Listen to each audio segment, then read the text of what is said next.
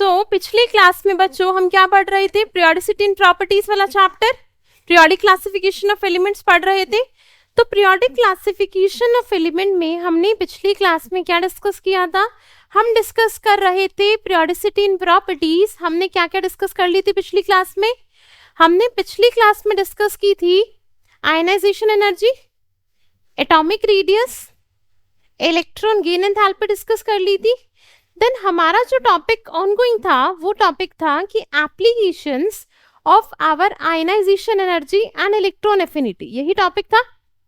तो हमने पिछली क्लास में इसके दो एप्लीकेशन स्टडी किए थे। पहला जो एप्लीकेशन था वो था मेटेलिक करेक्टर, दूसरा एप्लीकेशन क्या था? नॉन मेटेलिक करेक्टर, यही था। तो जरा मुझे बताएंगे कि मेटालिक करेक्टर अगर मैं बात करती हूँ top to bottom within a group, तो मेटालिक करेक्टर के साथ क्या होता है? हाँ जी, मेटालिक करेक्टर बढ़ जाता है। क्यों बढ़ता है? कि देखो, अगर मैं बात करूं मेटल्स की, मेटल्स क्या होती हैं? Electropositive in nature. कि मेटल की टेंडेंसी होती है इलेक्ट्रॉन को लूज करने की।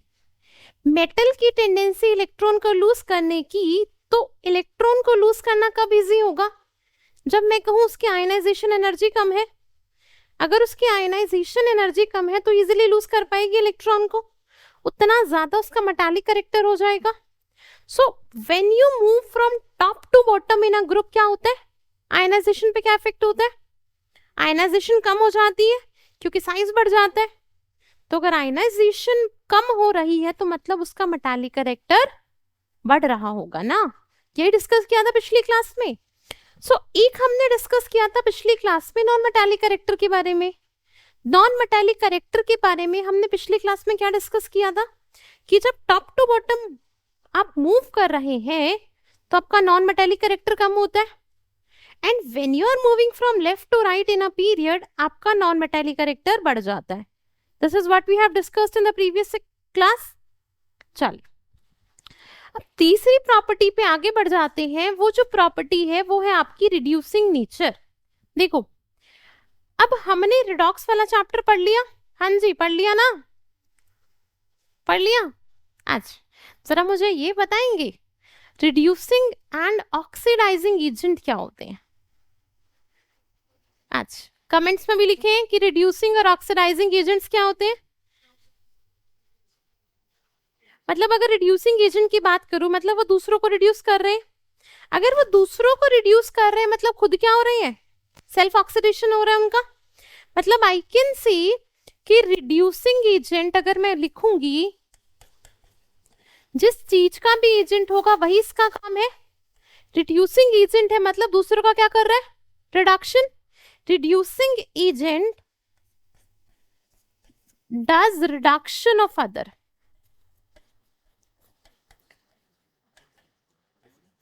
अगर दूसरों का रिडक्शन कर रहा है तो खुद क्या हो जाएगा? itself will get and itself will get oxidized।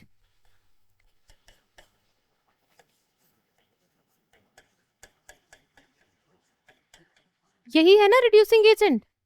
अगर उसका खुद का ऑक्सीडेशन हो रहा है, और ऑक्सीडेशन होने के लिए कौन सी प्रॉपर्टी देखनी पड़ती है? ऑक्सीडेशन क्या होती है? इलेक्ट्रॉन का लॉस। ऑक्सीडेशन होती है इलेक्ट्रॉन का लॉस। अब लॉस ऑफ इलेक्ट्रॉन करने के लिए बेटा आपकी उसकी कौन सी प्रॉपर्टी देखनी पड़ेगी? इलेक्ट्रोपॉजिटिविटी। कितना इलेक्ट्रोपॉजिटिव है? मतलब जिसकी आयोनाइजेशन एनर्जी कम, वो उतना इजीली इलेक्ट्रॉन लूज कर देगा, उतना वो स्ट्रॉन्ग रिड्यूसिंग एजेंट होगा, राइट? तो मैं कह सकती हूं यहां पे देखो बच्चा कि lower the value of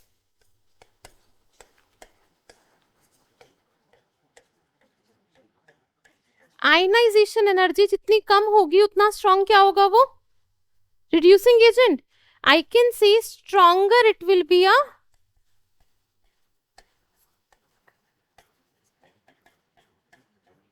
its reducing character।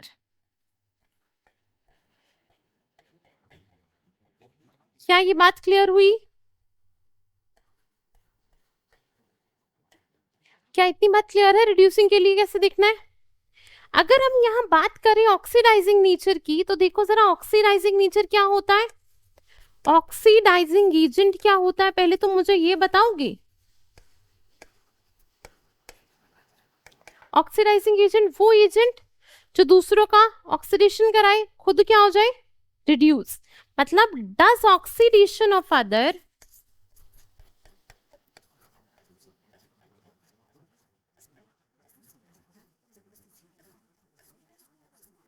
and itself get reduced।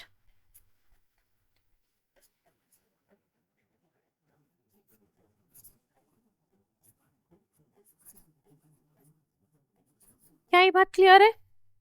अब ऑक्सीडाइजिंग एजेंट के लिए उसे खुद का क्या कराना है बेटा, रिडक्शन। और रिडक्शन क्या होती है प्रॉपर्टी, गेन ऑफ इलेक्ट्रॉन। अब गेन ऑफ इलेक्ट्रॉन के लिए हम उसकी कौन सी प्रॉपर्टी देखेंगे, इलेक्ट्रॉन एफिनिटी, कि कितना ज्यादा, कितना उसके अंदर ज्यादा टेंडेंसी है इलेक्ट्रॉन को अट्रैक्ट करने की, वही उसकी इलेक्ट्रॉन एफिनिटी होती है। तो मतलब मैं कह सकती हूं कि higher the electron affinity, higher the electron affinity,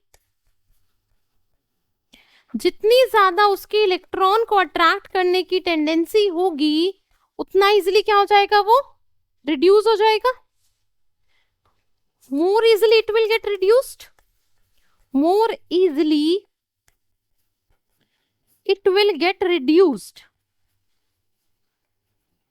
वो उतना इजीली रिड्यूस हो जाएगा और क्या एक्ट करेगा, will act as oxidising agent. क्या ये बात क्लियर हुई? ऑक्सीडाइजिंग नेचर के लिए हमें इसकी कौन सी प्रॉपर्टी पे फोकस करना है, electron gain enthalpy. Reducing nature के लिए हमें उसकी कौन सी प्रॉपर्टी पे फोकस करना है, आयोनाइजेशन एनर्जी। क्या ये दोनों टर्म क्लियर है? चलिए अब तुम खुद सोच के मुझे जरा एक चीज बताना, top to bottom when you are moving in a periodic table, जब ऊपर से नीचे पीरियोडिक टेबल में मूव करते हैं तो आयोनाइजेशन एनर्जी पे क्या इफेक्ट हो रहा है बेटा, कम हो रही है, आयोनाइजेशन कम हो रही है। अगर आयोनाइजेशन कम हो रही है तो lower the value of ionisation, उतना अच्छा वो क्या है, रिड्यूसिंग एजेंट, क्योंकि उतना इजीली वो ऑक्सीडाइज हो पाएगा। तो मैं कह सकती हूं कि जब मैं top to bottom in a group move करती हूं तो आयोनाइजेशन घटती है एंड मेरा रिड्यूसिंग नेचर जो है वो बढ़ जाता है। क्या ये बात क्लियर, इतनी क्लियर है? अब जब लेफ्ट टू राइट आप पीरियड में मूव करते हैं इन द पीरियोडिक टेबल, क्या होता है, आयोनाइजेशन बढ़ जाती है। अगर आयोनाइजेशन बढ़ी तो उसकी इलेक्ट्रॉन को लूज करने की टेंडेंसी कम हो गई ना, मतलब उसकी ऑक्सीडेशन करने की टेंडेंसी कम हो गई। अगर उसकी ऑक्सीडेशन की टेंडेंसी कम हो गई तो कह सकती है उसका रिड्यूसिंग नेचर कम हो गया। क्या ये बात क्लियर है? सिमिलरली अगर मैं ऑक्सीडाइजिंग नेचर के लिए यही बात लिखना चाहूं, क्या लिख सकती हूं, लिखे, इसका पीरियोडिक ट्रेंड भी लिख ले। देखो जरा, अगर मैं इसके पीरियोडिक ट्रेंड पे बात करूं, periodic trend top to bottom, top to bottom अगर आप मूव कर रहे हो बेटा तो आयोनाइजेशन क्या हो रही है, कम हो रही है, मतलब उसकी इलेक्ट्रॉन देने की टेंडेंसी बढ़ रही है। अगर इलेक्ट्रॉन देगा तो ऑक्सीडाइज हो जाएगा, दूसरों को क्या करेगा, रिड्यूस करेगा, उतना अच्छा क्या होगा, रिड्यूसिंग एजेंट हो जाएगा। मतलब स्ट्रॉन्गर will be the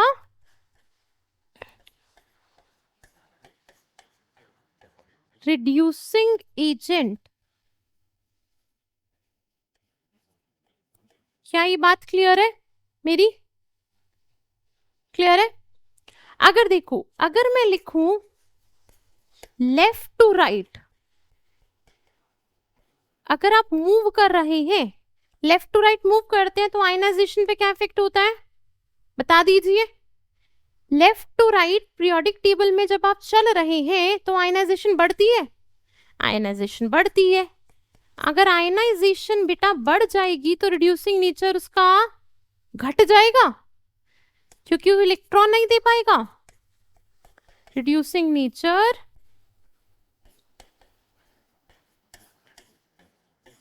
इतनी बात क्लियर। सिमिलरली अगर मैं इसका पीरियोडिक वेरिएशन लिखूं,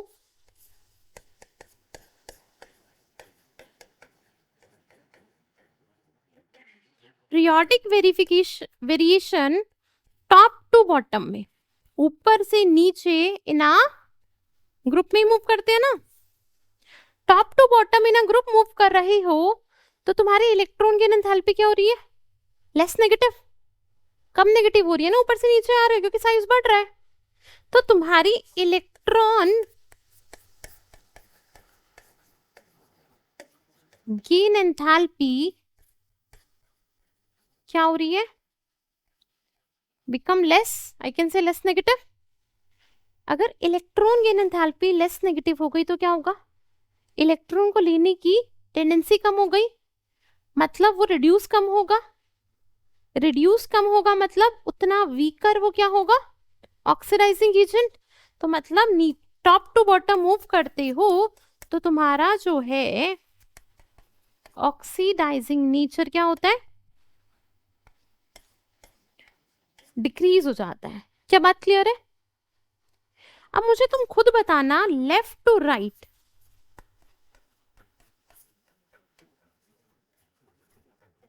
विद इन अ पीरियड क्या होता है, लेफ्ट टू राइट मूव कर रहे हो तो क्या हो रहा है,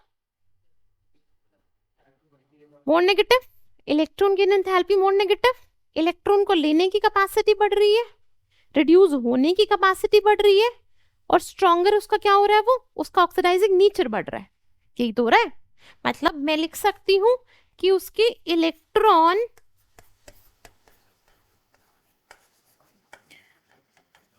की एंथैल्पी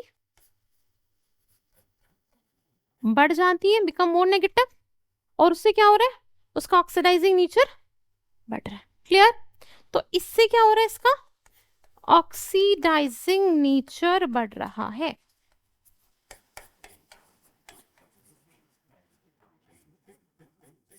क्लियर है इतनी बात।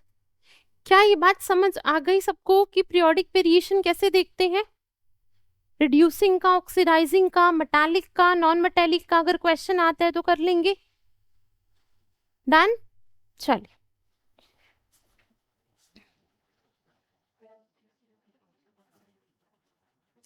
अगला टॉपिक देखिए, last but not least is your electron negativity.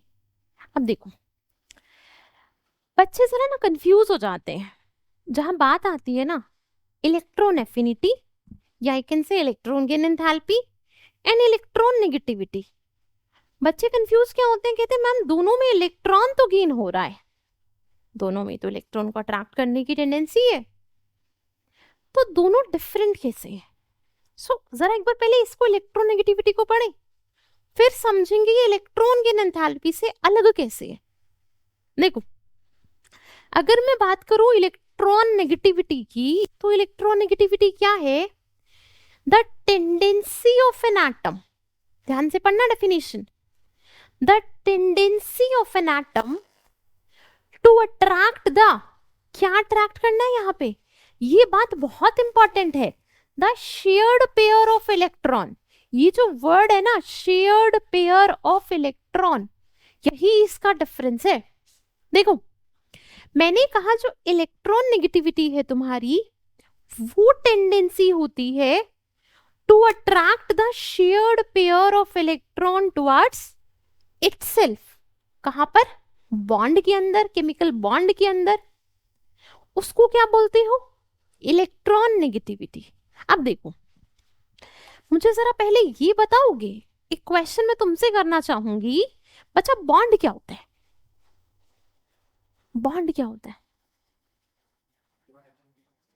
दो एटम के बीच में होता है। अच्छा तो bond, I can say bond is a force of attraction, it's some sort of a force of attraction ना, bond is a force of attraction between two atom.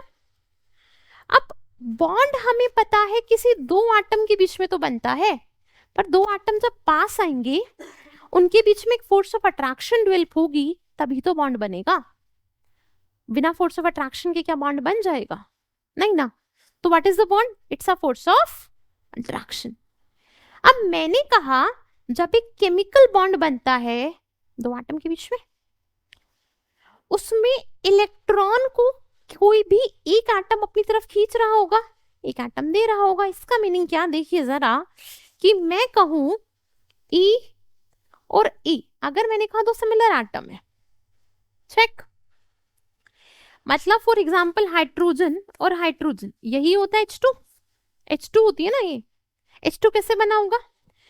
जब hydrogen और हाइड्रोजन के बीच में इलेक्ट्रॉन की शेयरिंग हुई होगी, समझाया था, इलेक्ट्रॉन की शेयरिंग हुई होगी, उस इलेक्ट्रॉन की शेयरिंग से क्या बन गया, इनके बीच में एक बॉन्ड बन गया, चेक। अब मैंने कहा बेटा जितनी इस हाइड्रोजन की टेंडेंसी है, इस बॉन्ड में क्या है, पहले तो मुझे जरा ये बताओ, ये बॉन्ड में मैं कह सकती हूँ bond consist of 2 electron, this bond consist of how many electron, 2 electron होते हैं इस बॉन्ड में, है ना। अब इस बॉन्ड में जो 2 इलेक्ट्रॉन प्रेजेंट है, इस हाइड्रोजन की भी टेंडेंसी उन 2 इलेक्ट्रॉन को अपनी तरफ खींच ले, जितनी इसकी टेंडेंसी वो इसकी भी उतनी ही टेंडेंसी है खींच ले। सेम एटम है ना, एटम तो सेम है ना, जब एटम सेम है तो दोनों की टेंडेंसी बराबर है इलेक्ट्रॉन को अपनी तरफ अट्रैक्ट करने की। तो अगर टेंडेंसी बराबर है तो क्या वो इलेक्ट्रॉन किसी की तरफ जाएंगे, जितना इसकी तरफ जाएंगे उतना वो खींच लेगा अपनी तरफ, रहेंगे तो बीच में, क्लियर। इसका मीनिंग क्या कि E की भी टेंडेंसी उतनी ही है इलेक्ट्रॉन को अट्रैक्ट करने की, और इसकी भी टेंडेंसी उतनी ही है किस इलेक्ट्रॉन को अट्रैक्ट करने की। किसको अट्रैक्ट कर रहे हो तुम? इस बॉन्ड में जो इलेक्ट्रॉन प्रेजेंट है, कौन से इलेक्ट्रॉन है जो उन्होंने शेयर किए थे, शेयर्ड पेयर ऑफ इलेक्ट्रॉन। क्या बात समझ आई? अब देखो, अगर मैं बोलूं तुम्हारे पास कोई बॉन्ड ऐसा है EB टाइप का, ठीक बेटा, EB टाइप का, मतलब एक एटम E है, दूसरा एटम B है, दोनों अलग अलग एटम है। फॉर एग्जाम्पल के तौर पे ले लेते हैं जरा इसको, HF को, एक हाइड्रोजन दूसरा फ्लोरीन। जरा याद करो वो बातें, मैंने कहा था तुमसे कि फ्लोरीन जो होता है ना, वो पूरी पीरियोडिक टेबल में सबसे ज्यादा टेंडेंसी रखता है इलेक्ट्रॉन को अट्रैक्ट करने की। कही थी ये बात, फोन लिखवाया था FON, कि fluorine then oxygen then nitrogen, सबसे ज्यादा पूरी पीरियोडिक टेबल में किसकी इलेक्ट्रोनेगेटिविटी? फ्लोरीन की। तो ये इलेक्ट्रोनेगेटिविटी वर्ड क्या है, वही तो समझना है। मैंने कहा एक हाइड्रोजन एक फ्लोरीन, चेक। अब फ्लोरीन ग्रुप 17 का एलिमेंट है, उसको एक ही इलेक्ट्रॉन चाहिए होता है, नॉन मेटल है ना फ्लोरीन, इसको एक ही इलेक्ट्रॉन चाहिए गेन करने के लिए, ऑक्टेट कंप्लीशन के लिए चाहिए, तो हाइड्रोजन को भी एक। बट हमें पता है फ्लोरीन सबसे ज्यादा इलेक्ट्रोनेगेटिव है, हाइड्रोजन से भी ज्यादा देखा जाता है। इसकी इलेक्ट्रोनेगेटिविटी होती है 4.0, इसकी होती है 2.1 वैल्यू, समझाऊंगी। इसकी कितनी 4.0, इसकी 2.1, सबसे ज्यादा इलेक्ट्रोनेगेटिविटी फ्लोरीन के पास है। अब बॉन्ड में जो 2 इलेक्ट्रॉन प्रेजेंट है, मैं कहूं अगर ये 2 इलेक्ट्रॉन है इस बॉन्ड में, तो फ्लोरीन चाहेगा मैं उसको अपनी तरफ अट्रैक्ट कर लूं, मतलब फ्लोरीन इस बॉन्ड के इलेक्ट्रॉन को अपनी तरफ अट्रैक्ट करना चाहेगा, करता है। अब जब फ्लोरीन बॉन्ड के इलेक्ट्रॉन को अपनी तरफ अट्रैक्ट कर रहा है, तो आइकन से फ्लोरीन पे कैसा चार्ज आ जाएगा बताओ? नेगेटिव। बट याद रखना हम इस चार्ज को लिखते हैं पार्शियल नेगेटिव। क्या लिखते हैं? मतलब क्या, ये 2 इलेक्ट्रॉन फ्लोरीन की तरफ गए तो जरूर, पर ऐसा थोड़ी है बॉन्ड टूटा और उसकी तरफ कंप्लीट चले गए, कंप्लीट ट्रांसफर थोड़ी है, it just the displacement. Displacement ही तो है कि मैं कहूं अगर तुम लोग टग ऑफ वॉर खेलते हो ना, टग ऑफ वॉर, कि क्या होता है कि दो टीम खेल रही है, रस्सी को ही तो खींचते हो, जो ज्यादा पावरफुल है वो अपनी तरफ ले जाती है टीम के मेंबर्स को, धीरे धीरे धीरे धीरे इलेक्ट्रॉन जा रहे हैं। इलेक्ट्रॉन ऐसा थोड़ी है बॉन्ड टूट के कंप्लीट फ्लोरीन को मिल गए, वो तो आयनिक बॉन्ड में होता था ना कि Na प्लस एक Cl माइनस ने सोडियम से इलेक्ट्रॉन कंप्लीटली ले लिए।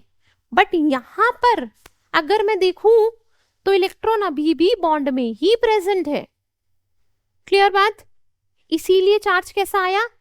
पार्शियल नेगेटिव, कंप्लीट नेगेटिव नहीं लिखते। क्लियर? और तो हाइड्रोजन पे कैसा चार्ज आ जाएगा? पार्शियल पॉजिटिव आ जाएगा। क्या ये बात क्लियर हुई? तो जो ये टेंडेंसी है ना, जो कह रही है कि फ्लोरीन की टेंडेंसी है इस बॉन्ड के शेयर्ड पेयर ऑफ इलेक्ट्रॉन को अपनी तरफ अट्रैक्ट करने की, उसी को क्या बोला जाता है बेटा? Electron negativity. क्या ये बात क्लियर हुई कि ये है क्या? अब एक चीज ध्यान रखो, मैंने कहा कंफ्यूजन कहाँ आती है, तुम कहते हो मैम यहां पे भी इलेक्ट्रॉन अट्रैक्ट कर रहे हैं, इलेक्ट्रॉन की एंथैल्पी भी इलेक्ट्रॉन अट्रैक्ट कर रहे थे ना तुम। पर सोचो जरा कि जब तुम इलेक्ट्रॉन की एंथैल्पी पढ़ रहे थे वहां पर क्या कौन से इलेक्ट्रॉन अट्रैक्ट कर रहे थे? और मेटल एटम कैसा होता था? कोई भी एटम ले रहे थे वो आइसोलेटेड गैसेस था ना, क्या वो बॉन्ड में प्रेजेंट था? नहीं ना। वहां पर करते थे कि कोई भी एटम है आइसोलेटेड गैसेस एटम, वो बॉन्ड नहीं बना रहा था कहीं पे, आइसोलेटेड फॉर्म में था, अकेला प्रेजेंट था। वो जब इलेक्ट्रॉन को अट्रैक्ट कर रहा था तो वहां पर जो एनर्जी निकलती थी उसको तुम इलेक्ट्रॉन गेन एंथैल्पी बोलते थे, या उसकी affinity to attract the electron उसको इलेक्ट्रॉन एफिनिटी बोलते थे। वहां कोई बॉन्ड के इलेक्ट्रॉन नहीं थे। यहां पे क्या टेंडेंसी है इसकी? इस शेयर्ड पेयर ऑफ इलेक्ट्रॉन को अट्रैक्ट करना है। क्या इस बात से समझ आई कि क्या डिफरेंस होता है इलेक्ट्रॉन गेन एंथैल्पी और इलेक्ट्रॉन नेगेटिविटी में? कंफ्यूजन नहीं बनानी दोनों में। क्लियर?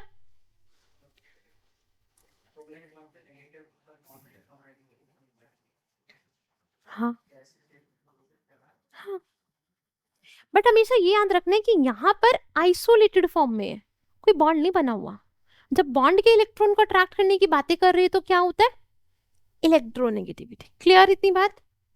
अब एक चीज और देखो जरा, अब यहीं पर एक चीज का और ध्यान रखना है तुम्हें।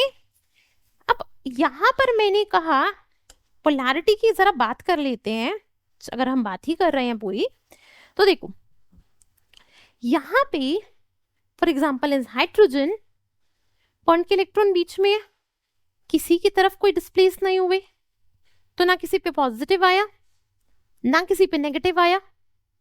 तो मैं कह सकती हूं कि जो ये बॉन्ड है ये एक नॉन पोलर कोवेलेंट बॉन्ड है या नॉन पोलर बॉन्ड है, मतलब कोई पोलैरिटी डेवलप नहीं हुई। पोलैरिटी बोले तो बेटा चार्जेस, एक पॉजिटिव एक नेगेटिव, जब दो चार्जेस डेवलप हो जाए तो कहते हैं ना पोलर हो गया मॉलिक्यूल। तो ये वाला बॉन्ड कैसा है? Non polar. पर जब इस बॉन्ड की तुम बात करोगे HF की तो ये बॉन्ड कैसा है? पोलर है। क्या ये बात क्लियर हुई? तो ये बॉन्ड क्या बोलते हैं? Polar covalent bond. वो किसकी वजह से आता है?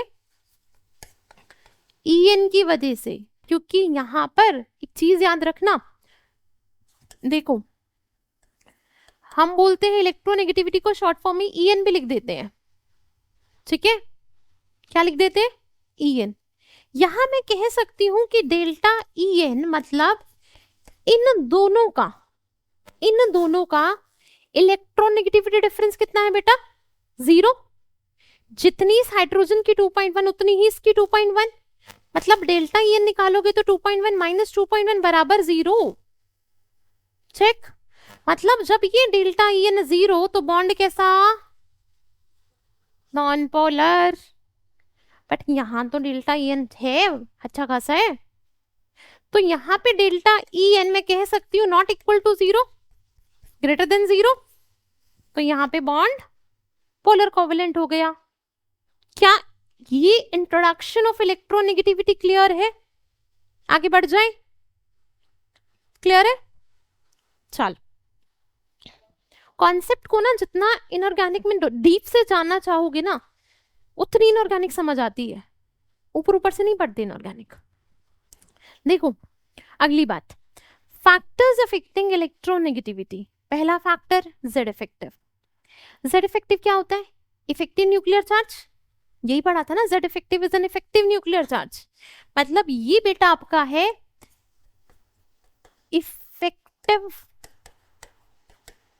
Nuclear charge. अब मेरे को जरा खुद बताओ ये चीज, जितना ज्यादा किसी भी एलिमेंट का या किसी भी एटम की बात करो, उसका जेड इफेक्टिव जितना ज्यादा है उतना ज्यादा उसका न्यूक्लियर चार्ज है, राइट? उतनी ज्यादा उसकी टेंडेंसी है इलेक्ट्रॉन को खींचने की, क्योंकि इलेक्ट्रॉन पे नेगेटिव होता है, न्यूक्लियस पे पॉजिटिव चार्ज होता है, उतना ज्यादा वो इलेक्ट्रॉन को अपनी तरफ खींचेगा, उतना ज्यादा उसका इलेक्ट्रोनेगेटिविटी नहीं बढ़ेगा। एक तरह से टेंडेंसी टू अट्रैक्ट ही है ना, बस यहाँ पे किसको अट्रैक्ट कर रहे हो? शेयर्ड पेयर ऑफ इलेक्ट्रॉन को। करना तो तुम्हें अट्रैक्ट है ना इलेक्ट्रॉन को। तो जितना ज्यादा तुम्हारा जेड इफेक्टिव उतनी ज्यादा क्या होगी तुम्हारी इलेक्ट्रॉन नेगेटिविटी की वैल्यू। क्या ये बात क्लियर है कि जितना ज्यादा तुम्हारा जेड इफेक्टिव होगा, इफेक्टिव न्यूक्लियर चार्ज होगा, उससे क्या बढ़ेगा तुम्हारा इलेक्ट्रॉन नेगेटिविटी का वैल्यू बढ़ जाएगा।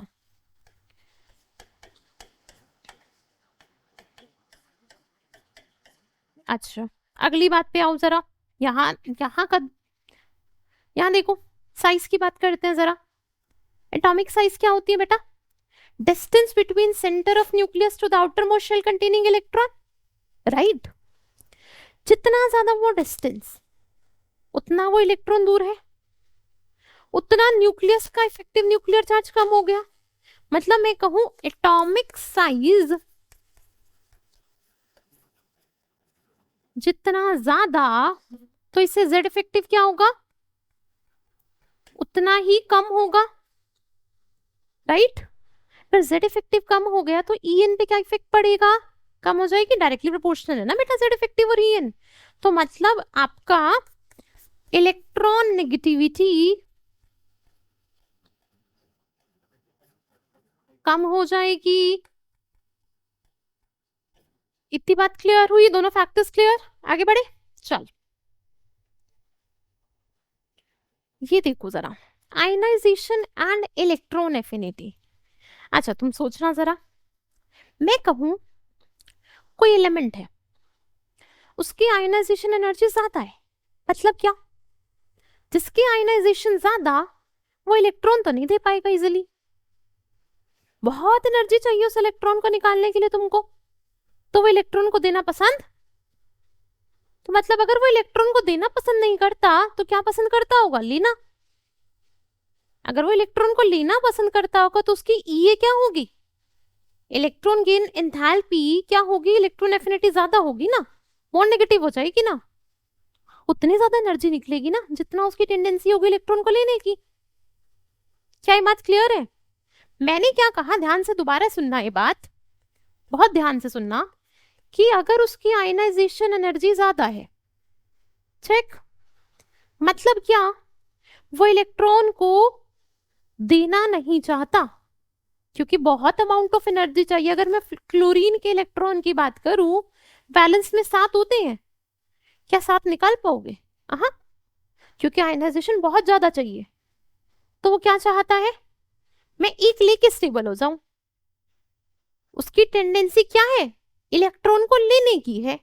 मतलब उसके केस में जो तुम्हारी इलेक्ट्रॉन एफिनिटी ज्यादा है, मतलब अगर आयनाइजेशन ज्यादा तो इलेक्ट्रॉन एफिनिटी भी ज्यादा होती है ना। अरे तुम ऐसे भी देख लो ना, देखो पीरियोडिक टेबल में जब तुम लेफ्ट टू राइट मूव करते हो तो तुम्हारी आयनाइजेशन क्या होती है? साइज कम हुआ, आयनाइजेशन बढ़ी, और इलेक्ट्रॉन एफिनिटी भी क्या करती है? बढ़ती है ना। मतलब लेफ्ट टू राइट मूव करते हो तो तुम्हारा आयनाइजेशन भी बढ़ता है एंड इलेक्ट्रॉन एफिनिटी भी तो बढ़ती है, क्योंकि उनकी टेंडेंसी कम होती जाती है ना। अगर मैं कहूं मैं इलेक्ट्रॉन नहीं देना चाहती, मतलब मैं लेना चाहती हूँ, तो यहाँ पर जो नॉन मेटल होती है, क्या वो इलेक्ट्रॉन देना पसंद करती है? ना, वो लेना पसंद करती है। जितना ज्यादा वो लेंगी, जितना उनकी टेंडेंसी होगी लेने की, तो इलेक्ट्रॉन एफिनिटी उतना ही तो बढ़ जाएगा। इतनी बात क्लियर है सबको? चल, मैंने कहा अगर आयोनाइजेशन ज्यादा, एफिनिटी भी क्या होगी? ज्यादा होगी, तो उसकी इलेक्ट्रॉन एफिनिटी भी क्या होगी? ज्यादा होगी। अगर उसकी इलेक्ट्रॉन एफिनिटी ज्यादा है, मतलब इलेक्ट्रॉन लेने की टेंडेंसी ज्यादा है, शेयर्ड पेयर में भी तो उतनी ही लेगी। Tendency to attract the electron तो बढ़ रही है ना उसकी, तो उसकी इलेक्ट्रॉन नेगेटिविटी भी क्या हो जाएगी? फर्दर बढ़ जाएगी। क्या ये बात क्लियर हुई? तो अगर इलेक्ट्रॉन एफिनिटी ज्यादा, आयोनाइजेशन ज्यादा, जो तुम्हारा तीसरी कौन सी रह गई? ईएन, या आई कैन से इलेक्ट्रॉन नेगेटिविटी।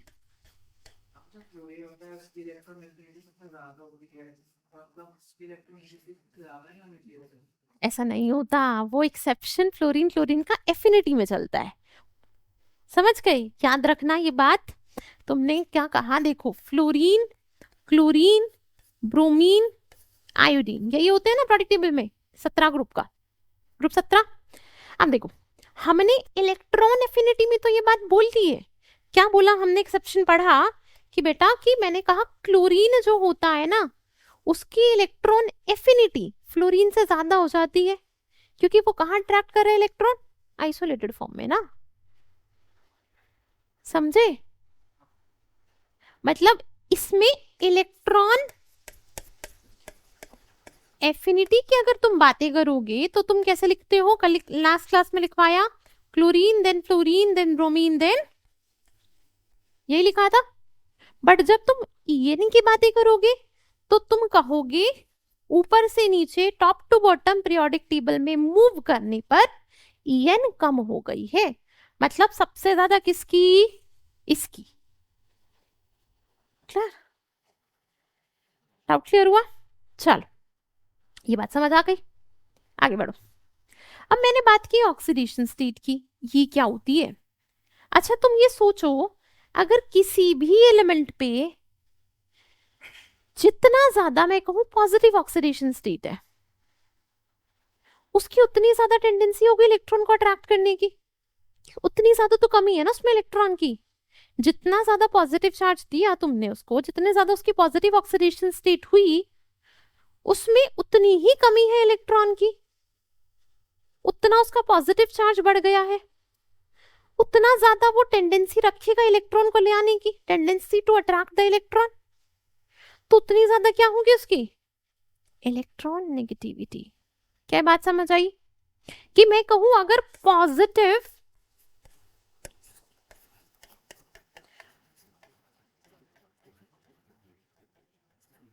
ऑक्सीडेशन स्टेट बढ़ेगी तो तुम्हारी इलेक्ट्रॉन नेगेटिविटी क्या करेगी? Further that will increase your electron negativity.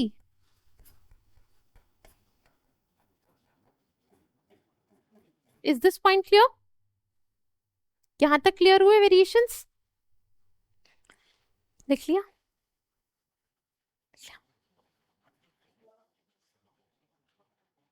चलो, अब हमने फैक्टर्स भी पढ़ लिए।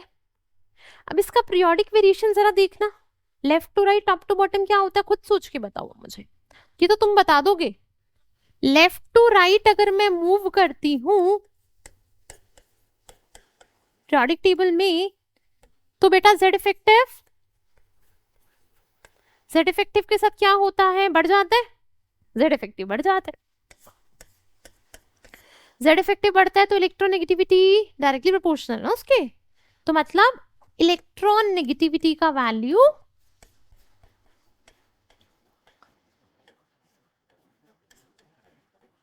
बढ़ जाता है। और when you are moving across the group top to bottom, top to bottom move कर रहे हो तो तुम्हारा जेड इफेक्टिव क्या होता है? जेड इफेक्टिव और साइज का क्या इफेक्ट होता है? डिक्रीज। साइज बढ़ता है, जेड इफेक्टिव डिक्रीज हो रहा है, तो मतलब अगर ये कम हो रहा है तो तुम्हारा ईएन का value top to bottom decrease हो जाता है। क्या ये बात क्लियर हुई कि लेफ्ट टू राइट में तो इलेक्ट्रोनेगेटिविटी बढ़ती है, टॉप टू बॉटम में कम हो जाती है। क्लियर है? अब तुम जरा देखना, यहां जरा एक पीरियोडिक टेबल बनाते हैं छोटी सी।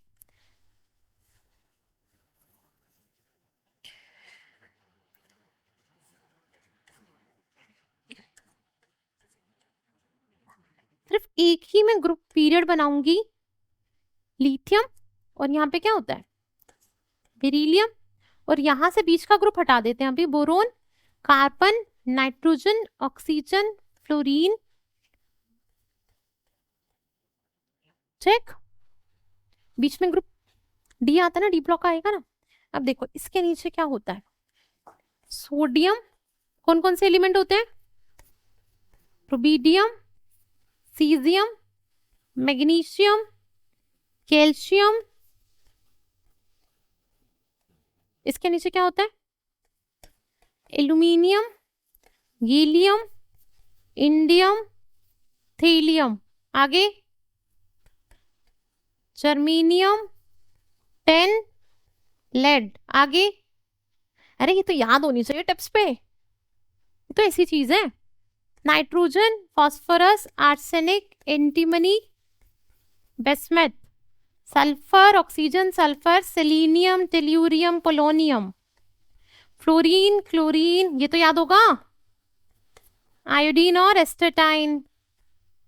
इसमें बता दो जरा, इसको थोड़ा सा साइड लिख लेते हैं वरना एक से अजीब सा आ रहा है, थोड़ा सा यहाँ लिख लेते हैं। Helium, neon, argon, krypton, xenon, radon, यही होती है ना भैया, याद कर लो, काम आएगी, काम आएगी पीरियोडिक टेबल। देखो क्या समझाना है यहाँ, जब तुम लेफ्ट टू राइट मूव कर रहे हो तो तुम्हारा EN बढ़ता है। चेक, इनकी तो टेंडेंसी नहीं होती इलेक्ट्रॉन को अट्रैक्ट करने की, इनको तो भूल जाऊं अभी, 18 तो नहीं करेगा ग्रुप 18 के एलिमेंट, वो केमिकल बॉन्ड ही नहीं बनाते।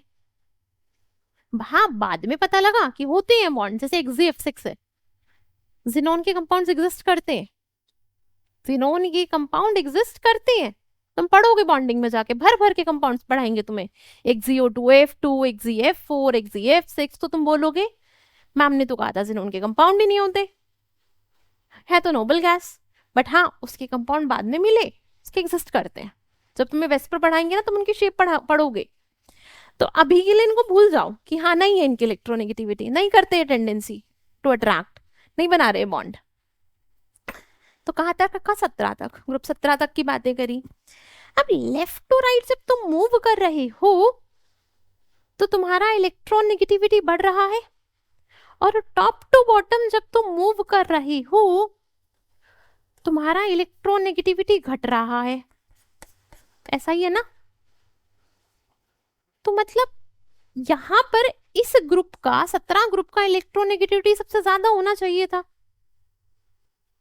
इसीलिए तो बोला जाता है कि यहां ऐसे मूव करके आया, ये आया नीचे तो घट गया, तो इसीलिए पूरी पीरियोडिक टेबल में सबसे ज्यादा इलेक्ट्रोनेगेटिविटी किसकी होती है, और यहाँ सबसे कम किसकी होगी वो भी सोच लो।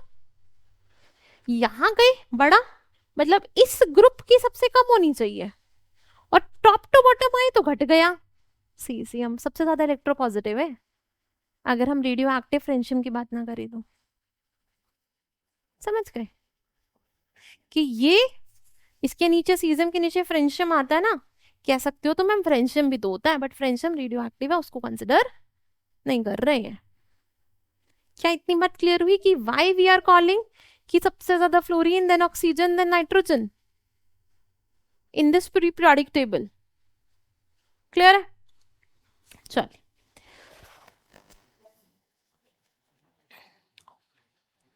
अगली बात देखो, जो मैंने अभी बोली एक बात तो वही लिखी है कि जब मैं बात करती हूँ नोबल गैस की, बॉन्ड ही नहीं बना रहा, और इलेक्ट्रॉन नेगेटिविटी में कहा तुम्हें इलेक्ट्रॉन अट्रैक्ट करने, बॉन्ड की तो इलेक्ट्रॉन है, शेयर्ड पेयर ऑफ इलेक्ट्रॉन की तो बात कर रहे हो, तो EN ऑफ नोबल गैसेस क्या होती है, 0। अगली बात देखो जरा कि कुछ कॉमन एलिमेंट्स है जिनकी मैं तुम्हें याद कराऊंगी इलेक्ट्रोनेगेटिविटी, वो मैं कैसे याद कराऊंगी, जरा देखना, देखो कुछ जो तुम्हें याद रहनी चाहिए वो सीखो ट्रिक। देखो हाइड्रोजन, थोड़ा सा स्पेस बना के लिखो, lithium, beryllium, boron, carbon, nitrogen, oxygen and fluorine. इसके नीचे क्या आता है? Sodium, magnesium, aluminium, silicon, phosphorus, sulphur. मैंने क्या क्या लिखा है? सिर्फ पीरियड 1, पीरियड 2 और पीरियड 3। 1 भी लिखा, बस एक एलिमेंट छोड़ दिया, नोबल गैसेस। जरा यहां देखना, इसकी इलेक्ट्रोनेगेटिविटी कितनी होती है? यहां देखो, लिख लेना 4.0। मैं कह रही हूँ सारे एलिमेंट की लिख दो पीछे वालों की। क्या करना है? सिंपल 0.5 0.5 0.5 माइनस करते जाओ। कितना आया? 3.5। कितना आया? 3.0 होता है, बट फॉर्मूले पे मत जाओ, बहुत कॉम्प्लिकेटेड फॉर्मूलेज है। पॉलिंग स्केल, मलिकन स्केल, इन्होंने फॉर्मूलेज दिए थे हमें, ठीक है। आगे क्या है? 2.0, यहाँ कितना आएगा? 1.5, ये कितना आएगा? 1.0। और हाइड्रोजन की कितनी होती है? चेक, अब देखो जरा, इसकी होती है 3.0। ये एक दो की तो याद कर ही लोगे तुम, कर लोगे ना, एक दो की तो याद। पहला 0.5 घटा दो, कितना आया? 2.5। इसमें ध्यान से करना, पहले में कितना माइनस किया? 0.5, और उसके बाद कितना माइनस किया? 0.4। तो 0.4 माइनस किया तो 2.1 आ गई। फिर 0.3 माइनस करते जाओ सब में। ये कितना होगा? 1.8। ये कितना होगा? 1.5। ये कितना होगा? 1.2। ये कितना होगा? क्या ये चीज ट्रिक समझ आई कि मैंने कैसे बताया? ठीक,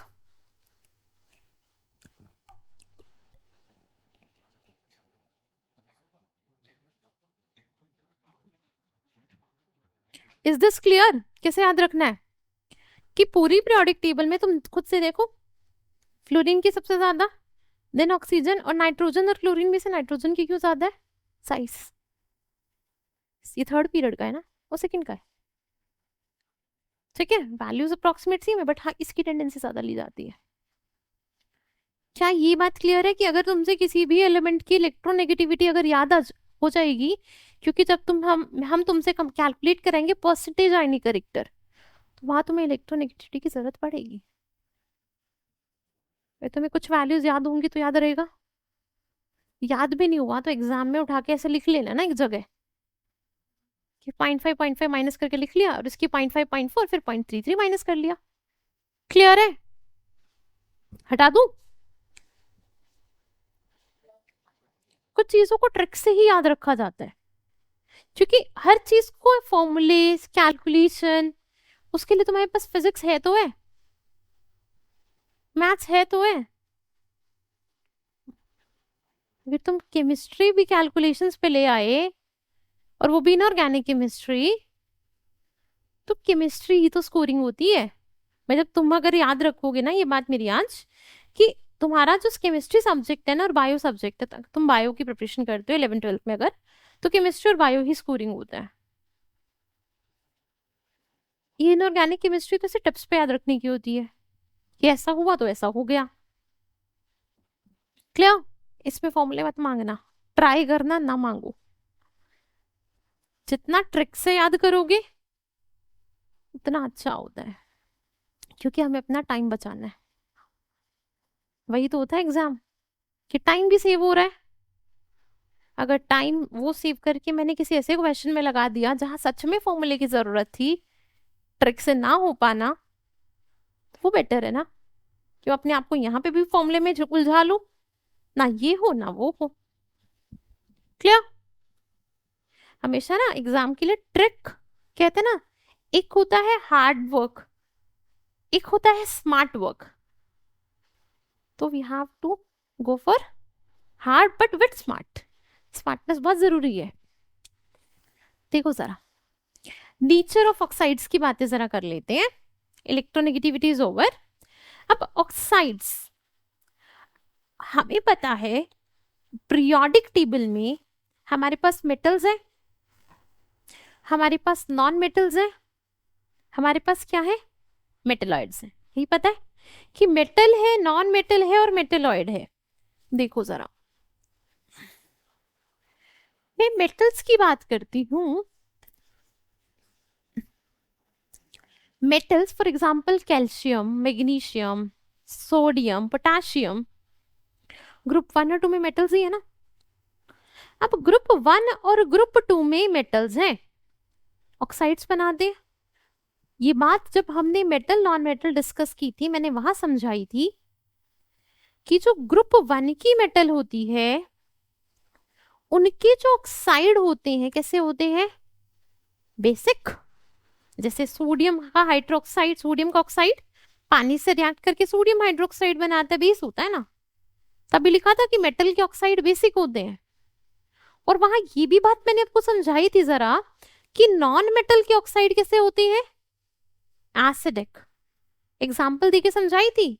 जैसे कार्बन का ऑक्साइड है कार्बन डाइऑक्साइड, जब उसे पानी में डालोगे तो क्या बनता है, कार्बोनिक एसिड। यही तो बनता है, carbonic acid is an acid. तो वहां ये बात समझाई थी कि मेटल के ऑक्साइड होते हैं बेसिक, नॉन मेटल के ऑक्साइड एसिडिक। एक बात और ध्यान रखना आज कि मेटल के ऑक्साइड होते हैं बेटा दो तरह के, बेसिक तो पता है, एंड कुछ मेटल ऐसी होती है जिनके ऑक्साइड होते हैं एम्फोटेरिक नेचर के। मतलब ऐसे ऑक्साइड जो एसिड और बेस दोनों से रिएक्ट कर सके। क्लियर? जब वो एसिड से रिएक्ट करेंगे तो क्या एक्ट करेंगे, खुद बेस बन जाएंगे। जब वो बेस से रिएक्शन शो करेंगे तो खुद क्या एक्ट करेंगे, एसिड। ऐसा ही तो होगा, न्यूट्रलाइजेशन ही तो होती है, acid plus base giving neutralisation reaction. तो एम्फोटेरिक ऑक्साइड उन ऑक्साइड को बोला जाता है जो एसिड और बेस दोनों से केमिकल रिएक्शन शो करते हैं। चेक। अगर मैं बात करती हूं तुमसे नॉन मेटल्स की, नॉन मेटल के ऑक्साइड एक तो भी मैंने डिस्कस किया, एसिडिक होते हैं, एसिडिक होते हैं। पर तुम मुझे एक चीज बताना, वाटर, वाटर किसका ऑक्साइड है, हाइड्रोजन का ऑक्सीजन से कॉम्बिनेशन ही तो है पानी। क्या पानी एसिडिक है, पीते हो ना। If we are drinking water मतलब न्यूट्रल है, then and only we are able to drink it. क्या एसिडिक होता तो पी पाते। तो मैं कह सकती हूं कुछ नॉन मेटल ऐसी होती हैं जिनके ऑक्साइड कैसे होते हैं, न्यूट्रल होते हैं। कैसे होते हैं, न्यूट्रल इन नेचर। तो नॉन मेटल के ऑक्साइड एसिडिक भी होते हैं और न्यूट्रल भी होते हैं। क्या ये बात क्लियर है कि मेटल के ऑक्साइड बेसिक विद एम्फोटेरिक दोनों होते हैं, नॉन मेटल के ऑक्साइड एसिडिक एंड न्यूट्रल होते हैं। तो ये कुछ लिस्ट ऑफ ऑक्साइड्स है, क्योंकि क्वेश्चन जो पूछा जाता है ना, सीधा क्वेश्चन आता है कि out of which the following oxide which is basic, which is acidic, which is amphoteric, which is neutral. तो अगर आपको ये लिस्ट याद है तो आप बता पाएंगे सीधा। सो देखिए जरा, अगर मैं बात करती हूं एसिडिक ऑक्साइड की, तो जरा देखो, कार्बन डाइऑक्साइड कार्बन का ऑक्साइड है। ये जो है देखो HClO4 होता है, तो ये क्लोरीन का ऑक्साइड है। क्लोरीन के ऑक्साइड होते हैं Cl2O7, Cl2O3, ये सारे क्लोरीन के ऑक्साइड होते हैं। क्लोरीन क्या है, नॉन मेटल है, नॉन मेटल है ना ग्रुप 17 की। ठीक है, कर जाता है। क्लोरीन का मैक्सिमम ऑक्सीडेशन स्टेट कितना हो सकता है, +7, कर जाएगा ना। अब देखो, बेसिक ऑक्साइड्स मतलब मेटल के ऑक्साइड, फॉर एग्जांपल सोडियम का ऑक्साइड, मैग्नीशियम का, कैल्शियम का, स्ट्रोंशियम का, बीरियम का, ले सकते हैं बहुत सारे एग्जांपल यहाँ। पर ये याद रखना जरा कि जब न्यूट्रल ऑक्साइड की बातें करोगे, कुछ गिने चुने ऑक्साइड न्यूट्रल है। एक तो तुम्हें पता है वाटर, नाइट्रोजन के ऑक्साइड होते हैं N2O और NO। नाइट्रोजन के ऑक्साइड की बात करूं अगर मैं, तो नाइट्रोजन के oxide, nitrogen is a non metal, nitrogen is a non metal showing acidic as well as neutral oxide. Nitrogen के ऑक्साइड में तुम बात करोगे इस NO की और इस N2O की, ये दोनों ऑक्साइड कैसे होते हैं, न्यूट्रल होते हैं नेचर में। अगर तुम बात करते हो कार्बन मोनोऑक्साइड की, ये भी कैसा होता है, न्यूट्रल। वाटर कैसा होता है, न्यूट्रल। एंड एक होता है OF2, ये भी कैसा होता है, न्यूट्रल ऑक्साइड है। क्लियर है। अब बचा क्या, एम्फोटेरिक ऑक्साइड। कुछ से तो तुम वाकिफ हो, जैसे Al2O3 एल्यूमिनियम का ऑक्साइड है। और किसको पता है तुम्हें, जिंक का ऑक्साइड पता है, टिन का ऑक्साइड पता है। ये कुछ ऑक्साइड तो हम जानते हैं ना, अपनी मेटल नॉन मेटल में भी पढ़ के आए थे कि एल्यूमिनियम का ऑक्साइड होता है, ये NaOH से रिएक्ट करके सोडियम एल्यूमिनेट बना देता है। जिंक का जो ऑक्साइड होता है ZnO, वो NaOH से रिएक्ट करके सोडियम जिंकेट बना देता है। पढ़े थे वहां पे कि ये जो ऑक्साइड होते हैं मेटल्स की, these are amphoteric in nature. कैसे होते हैं, एम्फोटेरिक होते हैं। क्लियर है। तो ये कुछ लिस्ट है ऑक्साइड्स के, जैसे लेड का ऑक्साइड है, वो भी कैसा होता है, एम्फोटेरिक। क्या ये याद रखना है, इसको तो स्टार मार्क करके लिख लेना, ये याद ही करके जाएंगे। और इन दोनों को तो पक्का याद रखना, इसको N2O को और इस NO को, कि नाइट्रोजन का ऑक्साइड कैसा होता है, न्यूट्रल और एसिडिक दोनों होते हैं। क्लियर। चलो, अब तुम्हें एक बात तो समझ आ गई कि मेटल के ऑक्साइड होते हैं कैसे, basic and amphoteric. And non metal के जो ऑक्साइड होते हैं वो कैसे होते हैं, एसिडिक एंड न्यूट्रल। अगर मैं बोलूं तुमसे periodic variation, periodic variation of oxides in the periodic table, तो वो क्या बताओगे। देखो, पीरियोडिक वेरिएशन की अगर मैं बात करूं नेचर ऑफ ऑक्साइड्स की, that is nature of oxide.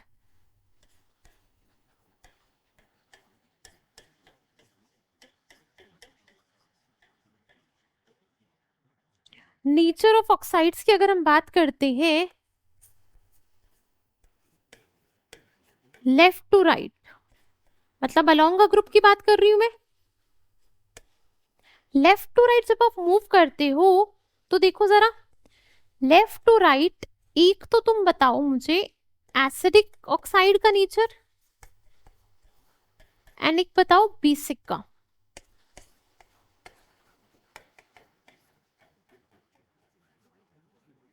अच्छा, कैसे देखना है, जब तुम लेफ्ट टू राइट जाते हो तो तुम्हारा क्या बढ़ता है, मेटालिक या non metallic character, non metallic character, non metals आ जाती है ना।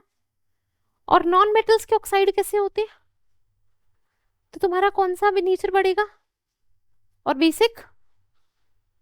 क्लियर।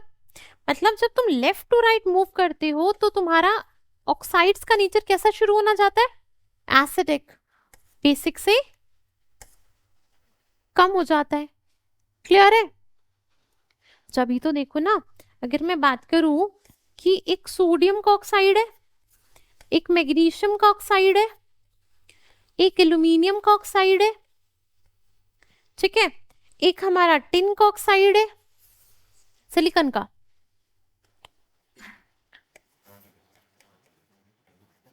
ठीक है। इसके बाद हम बात करते हैं अपनी फास्फोरस के ऑक्साइड की, P2O5 ले लो। तो यहां पे लेफ्ट टू राइट क्या हो रहा है, ये बेसिक होते हैं,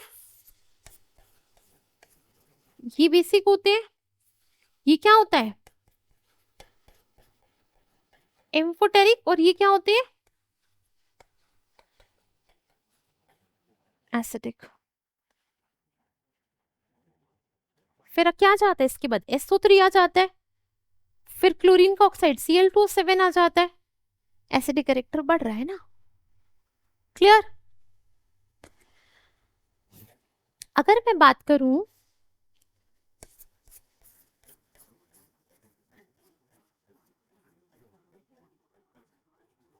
टॉप टू बॉटम ग्रुप में तो क्या बढ़ता है? Metallic character. मेटालिक कैरेक्टर तो बढ़ता है, नॉन मेटालिक कैरेक्टर तो कम हो जाता है। मतलब तुम्हारा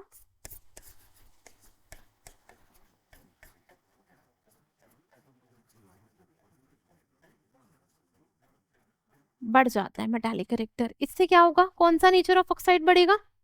बेसिक। तो मतलब बेसिक ऑक्साइड का नेचर क्या करेगा? बेसिक नेचर ऑफ ऑक्साइड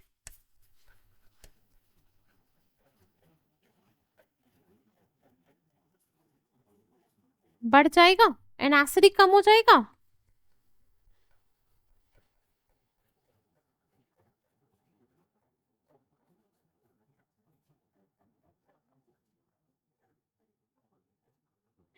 क्या ये बात क्लियर हुई? इतना पॉइंट क्लियर है कि बेसिक और एसिडिक में कैसे डिफाइन करना है ऑक्साइड्स में अगर बात आती है तो। ठीक है, आगे बढ़ी।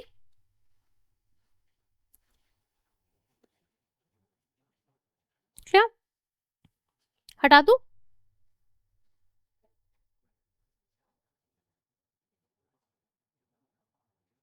इसमें एक और बात कर लेते हैं, रुक जाओ। तुमने ऑब्जर्व किया अभी जब लेफ्ट टू राइट का मूवमेंट पढ़ा रही थी तो मैंने एक चीज पढ़ाई, देखो P2O5, मैंने कहा सल्फर का ऑक्साइड SO3, क्लोरीन का ऑक्साइड Cl2O7। जब तुम लेफ्ट टू राइट मूव कर रहे थे तो तुम्हारा एसिडिक नेचर बढ़ गया था, ये बढ़ गया था। तो ऑक्सीडेशन स्टेट निकालनी तो दोनों को सबको आती है ना। अच्छा, अगर आती है तो मेरी तरह हेल्प करना, यहाँ पे बताना बेटा फास्फोरस का ऑक्सीडेशन स्टेट कितना है इस ऑक्साइड में P2O5 में? +5। 2x - 10 बराबर 0, x इज इक्वल्स टू +5। मतलब यहाँ ये है +5, यहाँ ये है +6, यहाँ ये है। जितना ज्यादा पॉजिटिव ऑक्सीडेशन स्टेट बढ़ता है उतना ज्यादा तुम्हारा एसिडिक नेचर बढ़ता है। बात समझ आई? मैंने क्या कहा, दोबारा ध्यान से सुनना कि पॉजिटिव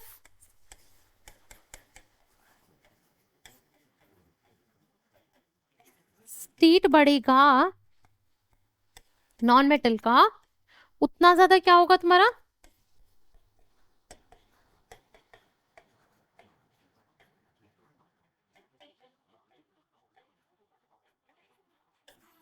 क्लियर है बात? अगर क्लियर है तो एक क्वेश्चन कर दो। लो मैं क्वेश्चन लिखती हूँ।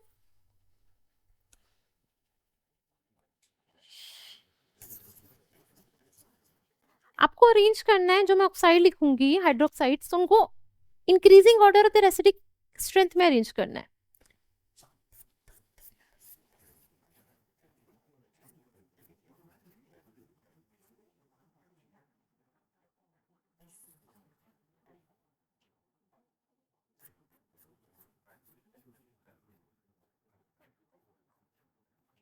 एक पार्ट, फर्स्ट पार्ट ये है,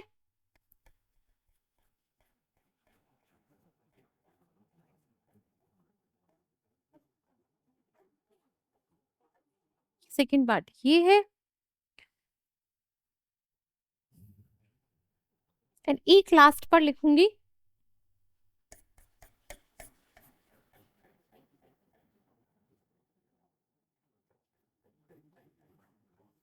चल कर दो फटाफट। हो गया पहला? Done first?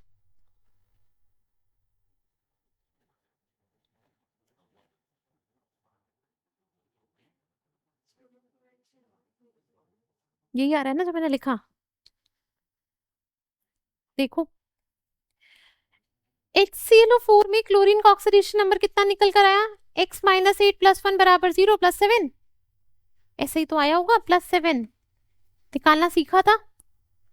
इसमें कितना आया, x माइनस एक्स प्लस 1 बराबर 0 प्लस 5।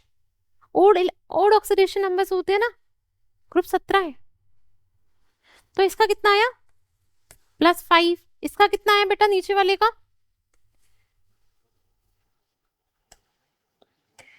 इसका प्लस 5, इसका x माइनस 4 प्लस 1 बराबर 0 प्लस 3, इसका प्लस 1 आ रहा होगा। तो मैंने कहा जितना ज्यादा पॉजिटिव ऑक्सीडेशन स्टेट उतना ज्यादा तुम्हारा एसिडिक स्ट्रेंथ। तो acidic strength of these oxo acids क्या हो गया, top to bottom acidic strength घट गया। अगले का बताओ चलो, ये तो तुम जानते भी हो, उसके तो स्ट्रक्चर भी जानते हो, बनवाए थे ना इसके स्ट्रक्चर, ऐसे बनवाए थे कुछ कि फास्फोरस एक डबल बॉन्ड, ओ एक OH, एक OH, एक OH, ये H3PO4 का स्ट्रक्चर था। जब H3PO2 का बना रहे थे, फास्फोरस एक OH और तुम्हारा एक H, क्या है H3PO2 है ना, H3PO3 कर लो यहाँ पे, पहले H3PO3 ले लो, एक H और यहाँ पर क्या एक OH, ये H3PO2 में क्या हो जाएगा, एक और H आ जाएगा OH हटके। तो मतलब इसमें 3 आयनाइजेबल H प्लस है, इसमें 2 आयनाइजेबल H प्लस है, तो मतलब इसी का ज्यादा होना था। अगर तुम्हें स्ट्रक्चर भी यहाँ याद रहे, भूल गए चलो स्ट्रक्चर, तो क्या करना था, सिंपल फास्फोरस का ऑक्सीडेशन नंबर निकाल लो। यहां पर कितना आ रहा है, x माइनस 8 प्लस 3 बराबर 0 प्लस 5, यहां पर आया प्लस 5 और यहां पर कितना आया, x माइनस 3 प्लस 3 बराबर 0, सॉरी x माइनस 6 प्लस 3 बराबर 0, ये कितना आया प्लस 3। तो किसका ज्यादा, ठीक है। अब अगर इसी में तुम साथ में लिखना चाहो H3PO2 भी ऐड कर लेना,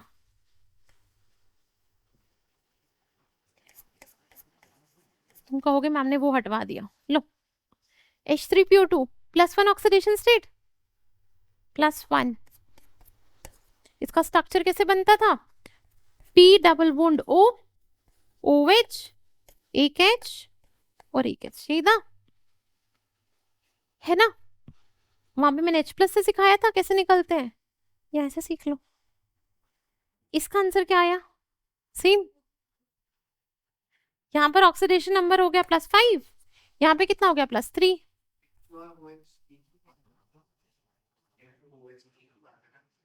नहीं, हाइड्रोजन और OH में डिफरेंस नहीं है, अच्छा वो ठीक है, मुझे लगा तुम कह रहे हो हाइड्रोजन और OH दोनों एक ही बात है ना।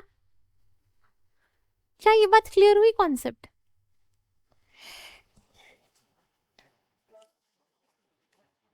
चलो आगे बढ़ जाते हैं अगर क्लियर हो गया तो।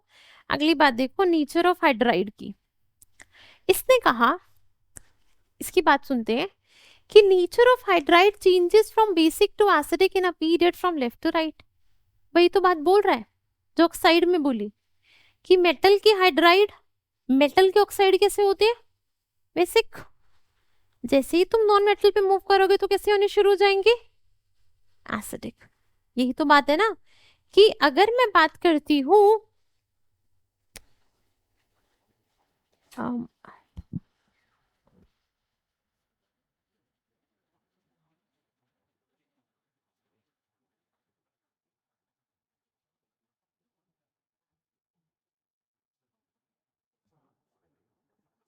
अगर मैं बात करती हूं मेटल्स के ऑक्साइड्स और मेटल्स के हाइड्राइड की, तो मेटल्स के ऑक्साइड हो या मेटल्स के हाइड्राइड हो तो कैसे होते हैं बेसिक। मेटल्स के मेटालिक हाइड्राइड की बात कर लेते हैं, मेटालिक हाइड्राइड कैसे होते हैं बेटा basic, and non metallic hydride कैसे होते हैं,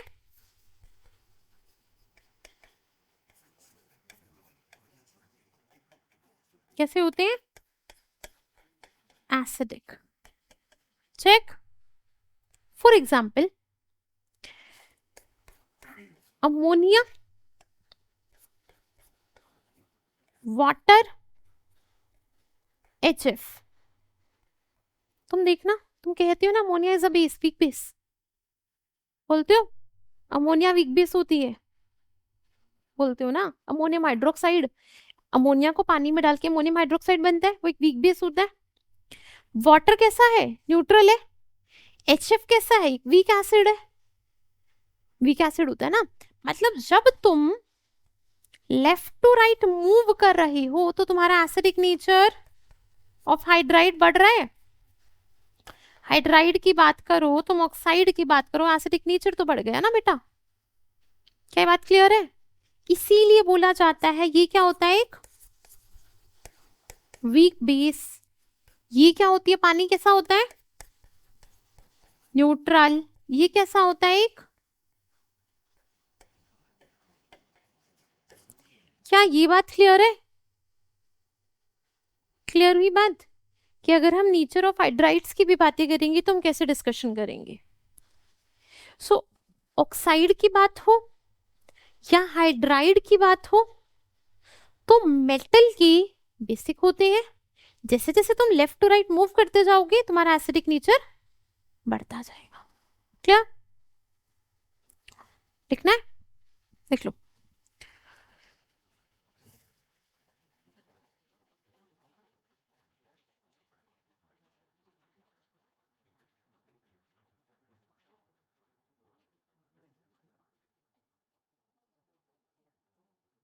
ये चैप्टर आज फिनिश हो जाएगा मोस्ट प्रोबेबली, हाँ हो जाएगा। नेक्स्ट हम कार्बोनेट्स कंपाउंड शुरू करेंगे, उसका पूरा नॉमेनक्लेचर सीखेंगे 11th तक का।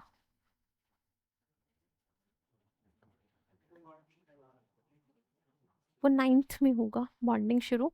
आपको वीडियोस देख के पढ़ना है, लाइव क्लास में बैठ जाना वहां पे, ठीक है? हो गया?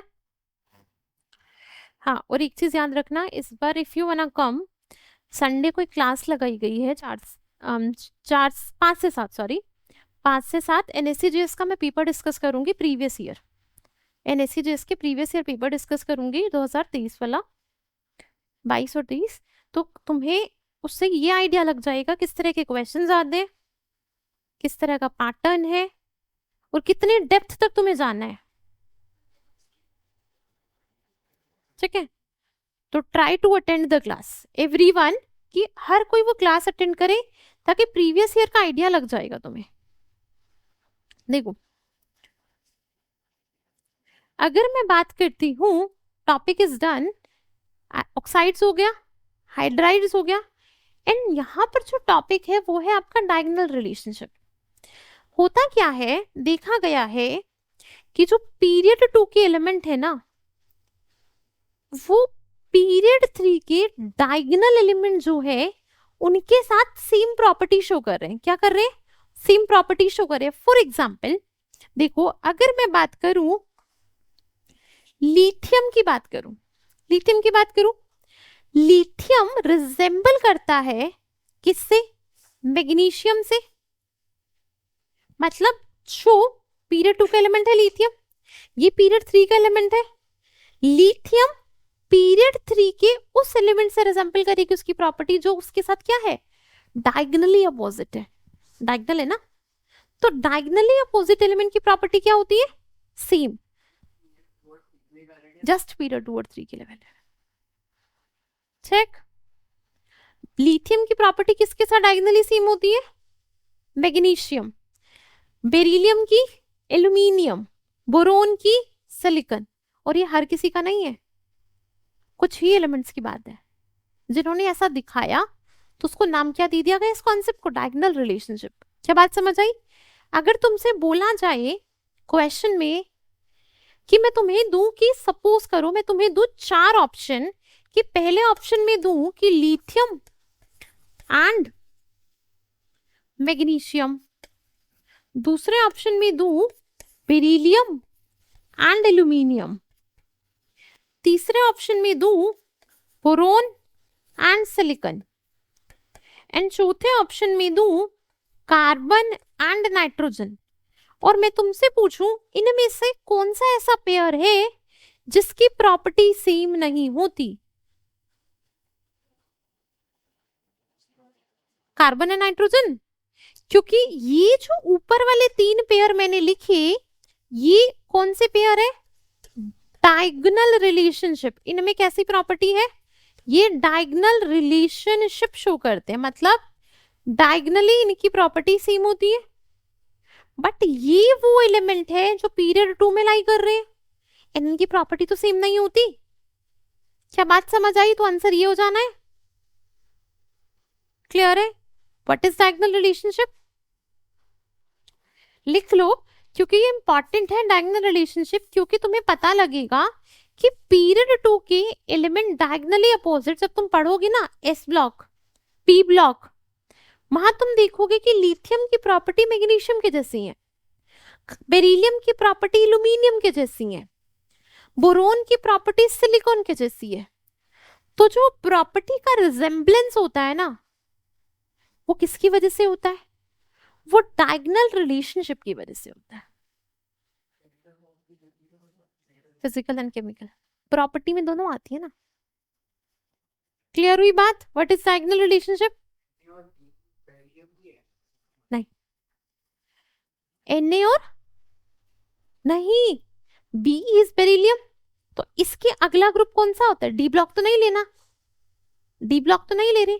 तो ग्रुप 2 के आगे बीच में क्या आता है? डी ब्लॉक 3 to 12 में। फिर अगला ग्रुप कौन सा होता है? ग्रुप 13। तो ग्रुप 13 में ये वाला एलिमेंट कौन सा है? एल्यूमिनियम है। तो मतलब बेरिलियम की जो प्रॉपर्टी है वो किससे सिमिलर करेंगे, किससे रिजेंबल करेंगे? एल्यूमिनियम से करेंगे ना। बात समझ आई? क्या ये समझ आया कॉन्सेप्ट डायगोनल रिलेशनशिप? चल, this is the last topic of this chapter. Topic क्या कहता है? Reason for the anomalous behaviour. एक चीज पढ़ी जाती है कि जो फर्स्ट मेंबर होता है ना हर एक ग्रुप का, फॉर एग्जाम्पल मैं ग्रुप 1 की बात करूं, हाइड्रोजन को छोड़ देना, तुम हाइड्रोजन पे मत जाना। पहला मेंबर कौन? लिथियम। ग्रुप 2 की बात करोगे तो बेरिलियम। ग्रुप 13 की बात करोगे बोरोन। ग्रुप 14 की बात करोगे कार्बन। जो ये पहला एलिमेंट है हर एक ग्रुप का, वो कैसा बिहेवियर शो करता है? एनोमलस बिहेवियर शो करता है, मतलब कुछ अलग ही बिहेवियर होता है। अब वो एनोमलस बिहेवियर का रीजन क्या होता है? देखो जरा, रीजन जो पहला रीजन पढ़ा जाता है वो होता है उसका छोटा साइज, मतलब स्मॉल साइज, क्योंकि टॉप टू बॉटम आ रहा है, साइज बढ़ रहा है।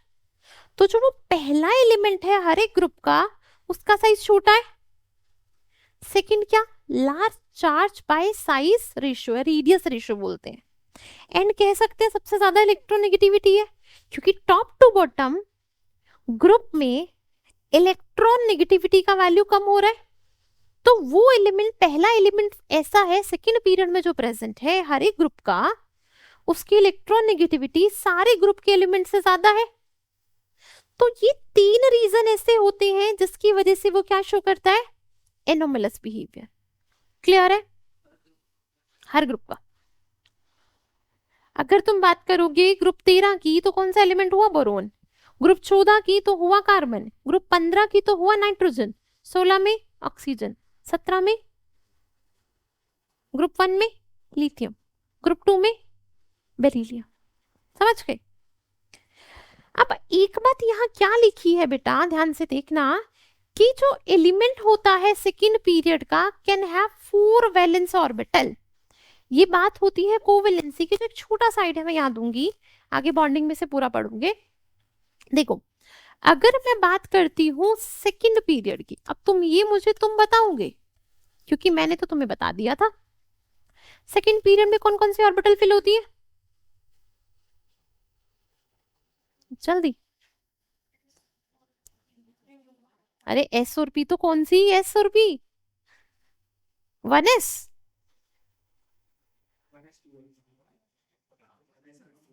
बेटा 1s तो ग्रुप पीरियड 1 में फिल होती है।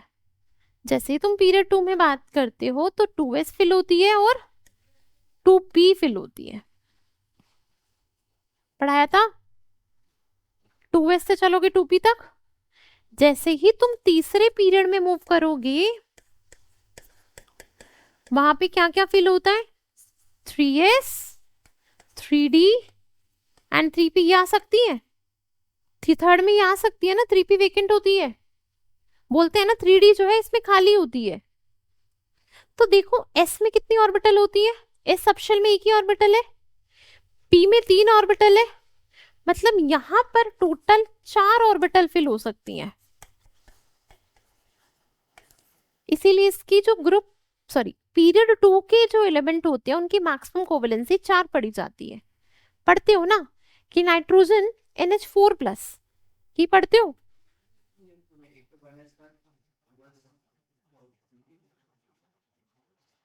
वन एस तो भर चुका है पीरियड 1 में। अगर मैं बात करती हूँ for example NH4+, BF4-, period 2 में तो मैक्सिमम कोवेलेंसी कितनी होती है, 4। बट जब तुम पीरियड 3 की बात करते हो कितनी ऑर्बिटल हो गई बेटा, 3 और 5 डी में 8 और 1 9। तो मतलब ये अपनी कोवेलेंसी को 4 से ज्यादा इंक्रीज कर सकते हैं। इसीलिए पढ़ा जाता है कि जैसे पीरियड 3 में एग्जाम्पल के लिए AlF6-3-, ये कंपाउंड होता है एल्यूमिनियम, कितनी कोवेलेंसी शो कर, 6 की। तो मतलब पीरियड 3 के एलिमेंट कोवेलेंसी को ग्रेटर देन 3 एक्सटेंड कर सकते हैं। रीजन इज दैट क्योंकि पीरियड 3 में उनके पास क्या होती है, 9 वैलेंस ऑर्बिटल्स होती हैं। क्या बात समझ आई, क्या लिखा है 9 वैलेंस और 4 वैलेंस ऑर्बिटल्स का कॉन्सेप्ट, इतनी बात क्लियर है। तो ये रीजन होता है अगर तुमसे पूछे कोई कि पीरियड 2 के एलिमेंट की मैक्सिमम कोवेलेंसी कितनी, 4, और पीरियड 3 ग्रेटर देन 4 एक्सटेंड कर सकते हैं। क्लियर हुई बात, रीजन भी समझ आया।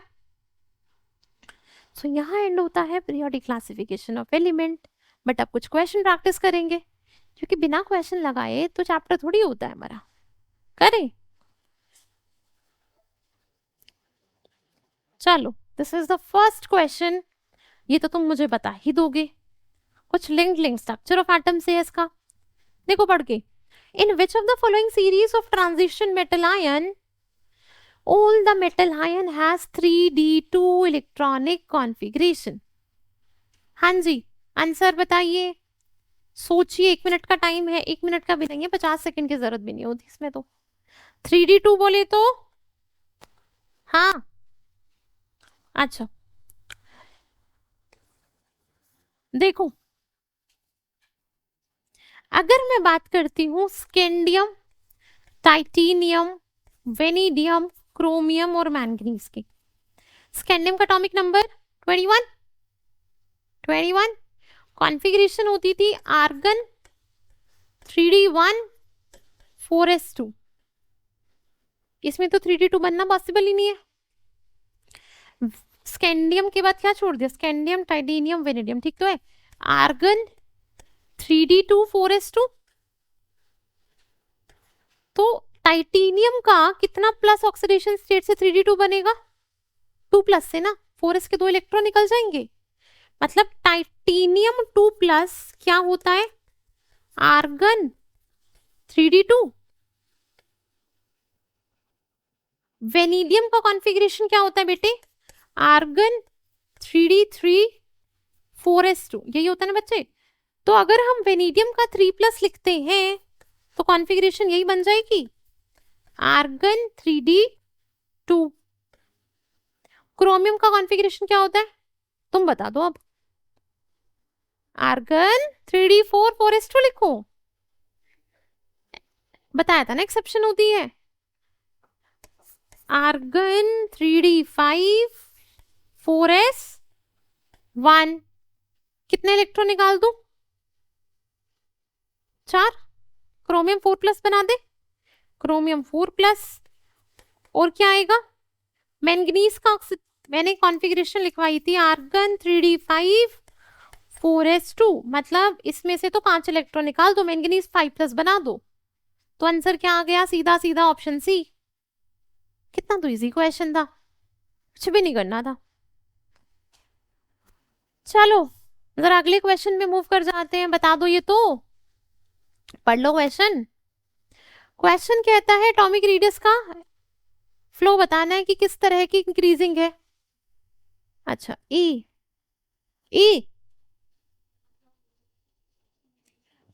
बढ़ता हुआ क्रम बताना है, सबसे छोटा फिर बड़ा फिर बड़ा फिर बड़ा फिर बड़ा।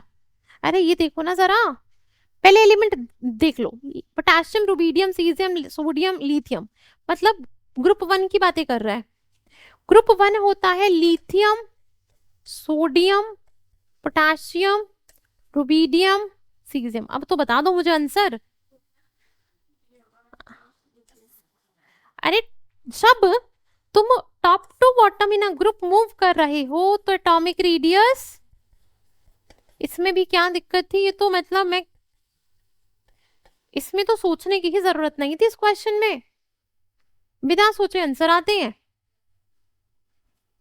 चलो ये तो बता ही दो क्वेश्चन, तो ये तो पीरियोडिक ट्रेंड का क्वेश्चन है सीधा।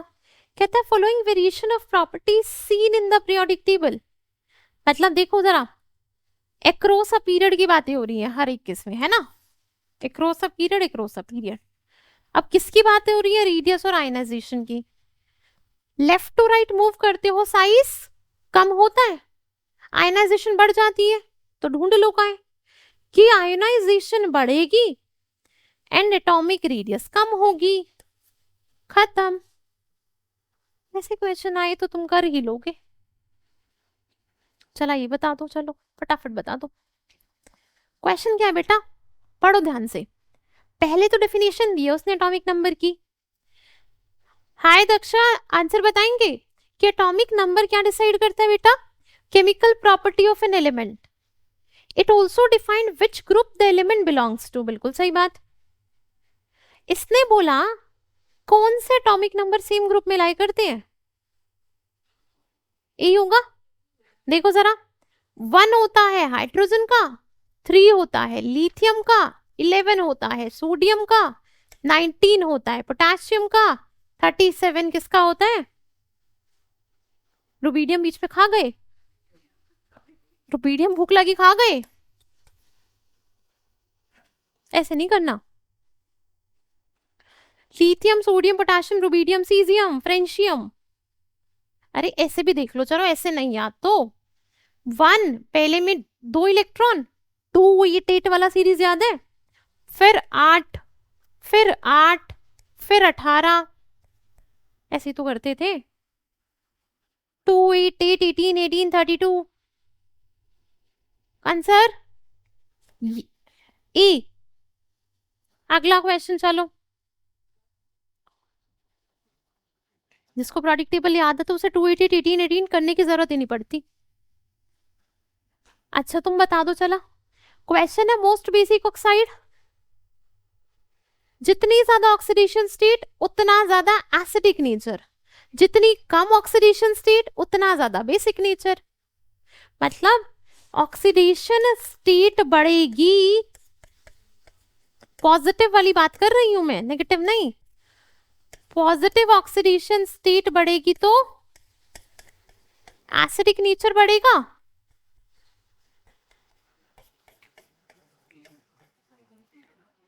अगर ऑक्सीडेशन स्टेट कम होगी तो बेसिक नेचर बढ़ जाएगा।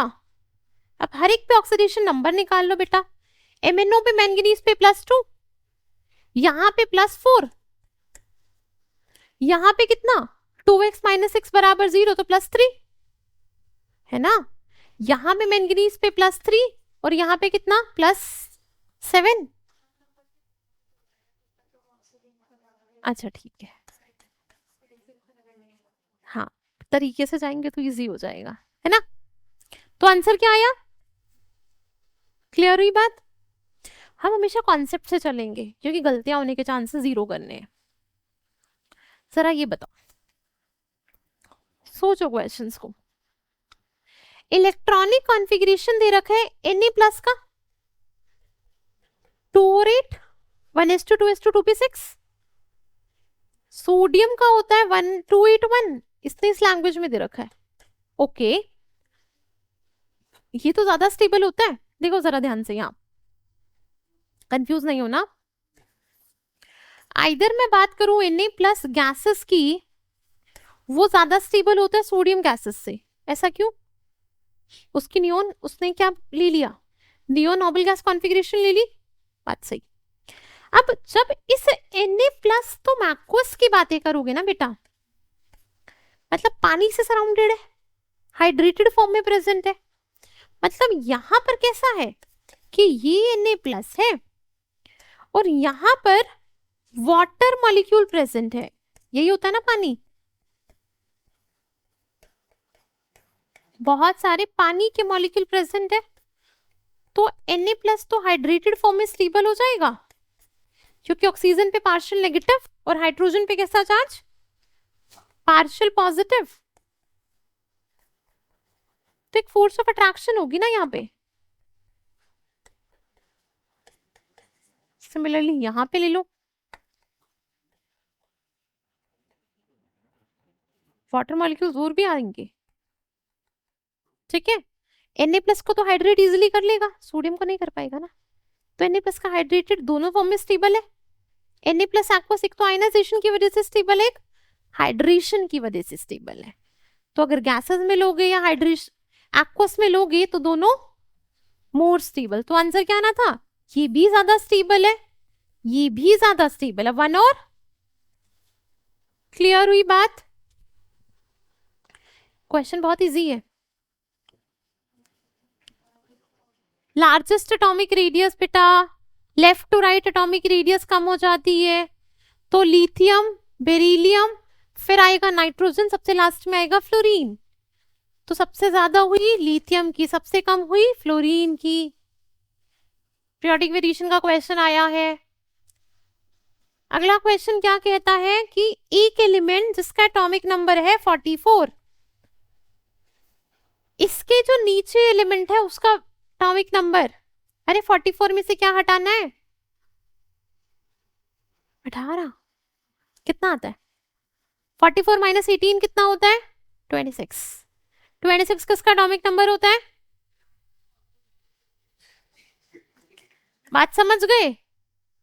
इजी था ना क्वेश्चन, तुम्हारा यही तो आ रहा है मैजिक नंबर, 2, 8, 8, 18, 18, 32, यही तो ऐड होते हैं, तो तुम्हारा 44 में से क्या हटाओगे? 18, कितना आ जाएगा? 26। और ये किसका होता है? आयरन का। कोई दिक्कत नहीं ना? थोड़ा ये लगेगा दिमाग। चलो अगला क्वेश्चन करते हैं, बता दो चलो।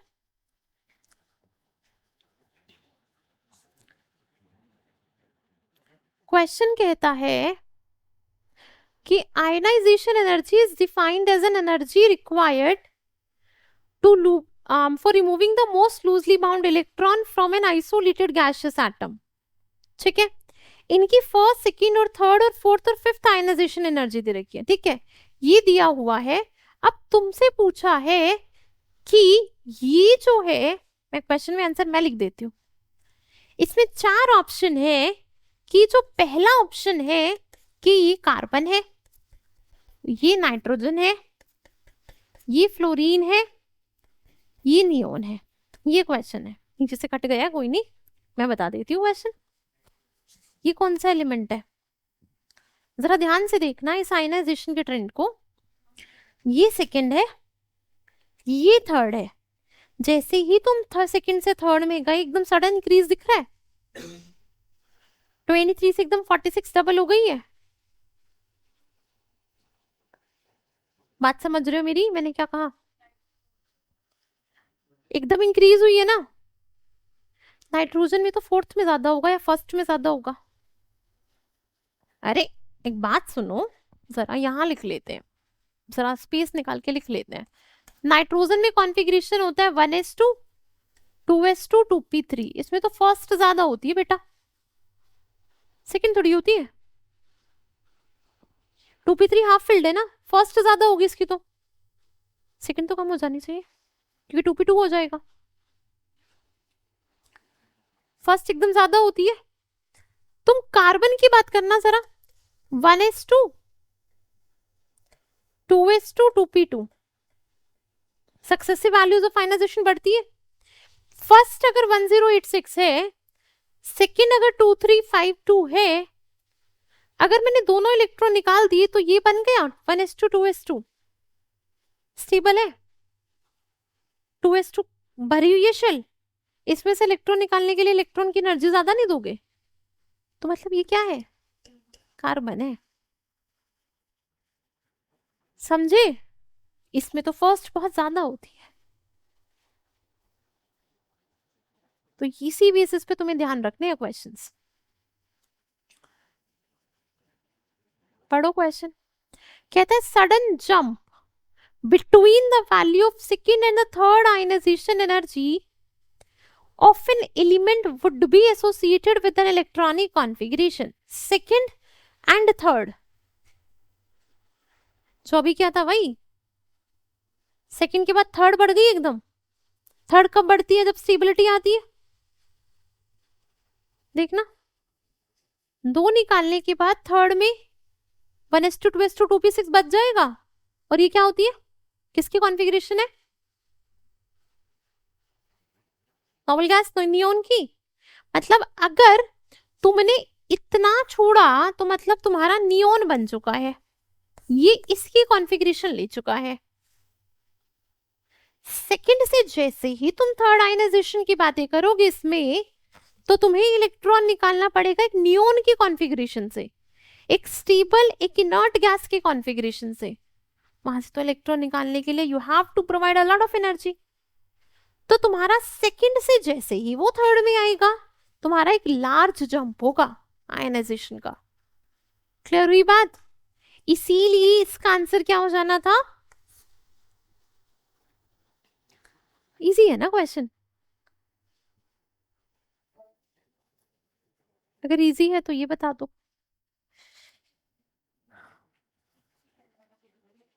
सी है। ये तो अभी बताया मैंने, चेक। ये बता दो, among element ABCD having atomic number 7, 8, 9, 12, the element with the smallest size and the highest ionization energy is A।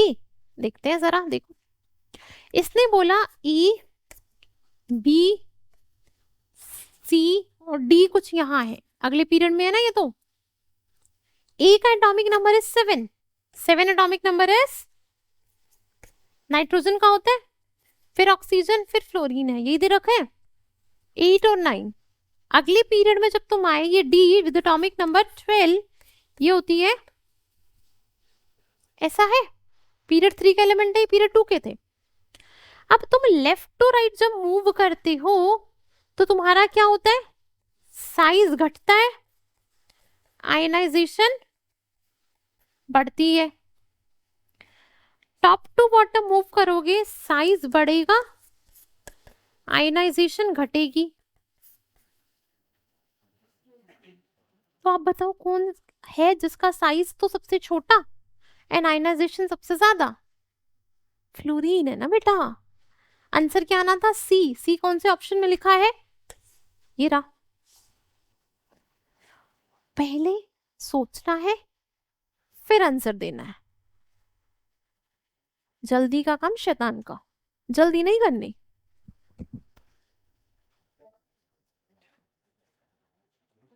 आज ये बता दो जरा, ये सारे क्वेश्चन ना आईजीएसओ में पूछे गए हैं, ये सारे प्रीवियस ईयर है तुम्हारा आईजीएसओ के,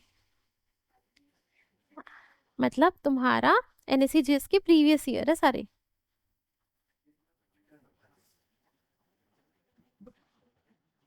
पढ़ो क्वेश्चन क्या कहता है, in which of the following arrangement the order is not according to the property indicated. पहली प्रॉपर्टी का क्या नाम दिया, आयनिक रेडियाई। जब मैंने आयनिक रेडियाई पढ़ाया मैंने कहा गलत है, देखो जरा,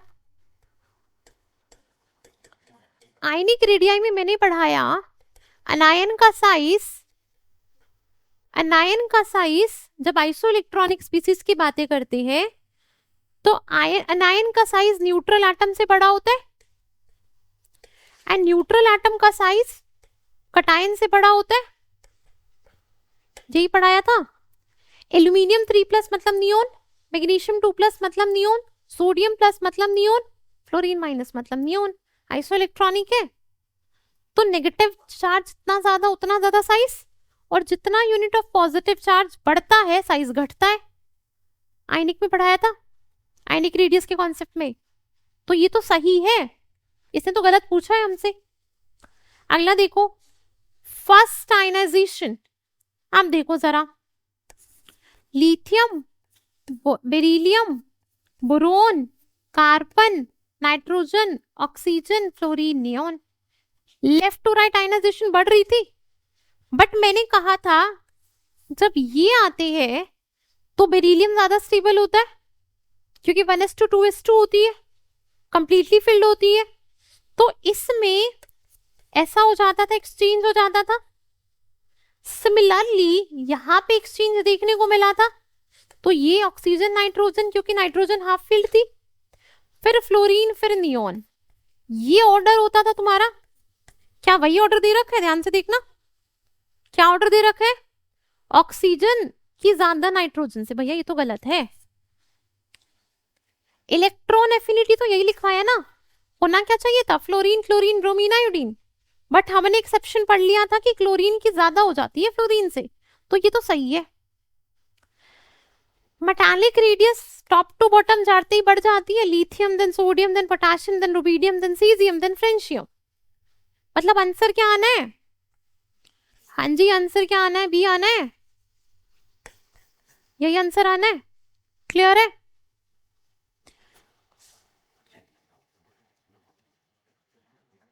ये तो तुम ही बताओगे। 1s2 2s2 2p6 3s2। बेटा 1s2 2s2 2p6 3s2, total 12 electron नहीं दिख रहे? ns2 किसका कॉन्फ़िगरेशन होता था? ns2 ग्रुप 2 का। अरे 1s2 2s2 2p6 3s2, outer valence shell electron में 2 इलेक्ट्रॉन है, मतलब ये ns2 टाइप की स्पीसीज है, मतलब ये ग्रुप 2 का एलिमेंट है। ग्रुप 2 बोले तो एल्कलाइन अर्थ मेटल, ग्रुप 2 बोले तो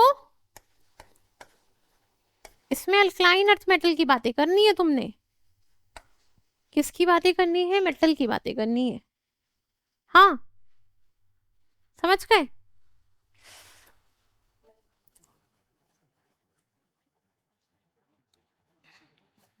हाँ, 114 दे रखा है, पूछा है कौन सी फैमिली और क्या कॉन्फ़िगरेशन,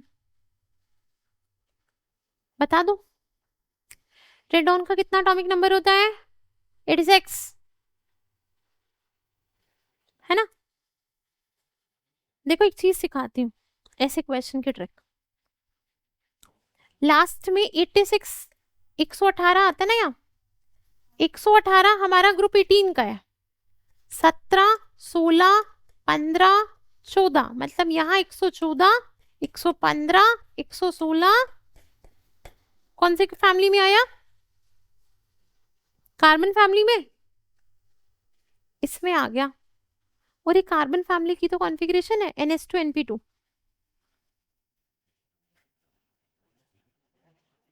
अरे बैक ले जाओ, थोड़ा सा दिमाग लगाओगे ना, तुम बैक ही लेके जाओगे, तुम स्टार्टिंग से नहीं लाओगे उसे। तो मतलब आंसर क्या आया? Carbon family. समझे? एक लास्ट क्वेश्चन कर ले,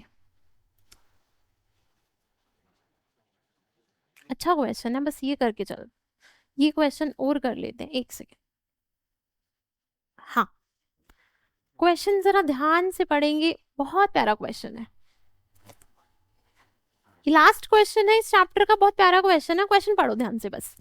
ABC are hydroxy compound of element X, Y and Z। 3 element दिए हैं बेटा X, Y, Z, इनके ABC कंपाउंड है। ठीक, पहली इंफॉर्मेशन ये। आगे इंफॉर्मेशन क्या है? X, Y और Z सेम पीरियड की हैं, सेम पीरियड के हैं पीरियोडिक टेबल में। अगली बात कहता है कि E gives an aqueous solution of pH less than 7, मतलब एसिडिक है ये, ए एसिड है, मैंने लिख दिया ए कैसा है, एसिडिक, बी कैसा है, आगे बढ़ो। कहा कि बी दोनों से रिएक्ट करता है, एसिड और बेस से, मतलब बी एम्फोटेरिक है। एंड सी रिएक्ट करता है, सी क्या करता है, गिव अ स्ट्रांगली अल्कलाइन, मतलब बेसिक एक्वा सॉल्यूशन, सी एक बेसिक ऑक्साइड है, चेक।